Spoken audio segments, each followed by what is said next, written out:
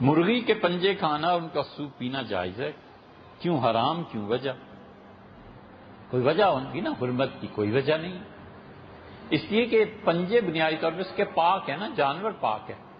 ایک آدمی طبعی کراہت سے نہیں کھاتا، الگ بات ہے۔ طبعاً بہت سے لوگ آپ ایسے دیکھیں گے جنہیں گوشت ہی نہیں کھاتے سرے سے، طبعی طور پہ کراہت ہوتی ہے، نہیں کھا سکتے، نہ کھائیں۔ لیکن یہ کس نے حق دیا ہے کہ دوسرے کھائیں اور ان کے بارے میں فتویٰ لگائے؟ یہ حق کہاں سے آگے؟ حضرت رسالت مآب صلی اللہ علیہ وسلم خود نہیں کھاتے تھے، خالد بن ولید رضی اللہ عنہ، ان کی خالہ ام المومنین حضرت میمونہ رضی اللہ عنہ نے کہا کہ اللہ کے رسول یہ حرام فرمایا، نہیں میں حرام نہیں کہتا، مگر چونکہ ہماری طرف یہ چیزیں پائی نہیں نہ جاتی، اس لیے مجھے کھانے سے کچھ رکاوٹ پیش آتی ہے، ناگواری گزرتی ہے۔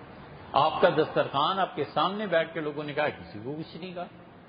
آپ نے مصری مرغی دیکھی ہے؟ اس کی شکل و صورت ذرا سی بعض لوگوں کو خراب محسوس ہوتی ہے۔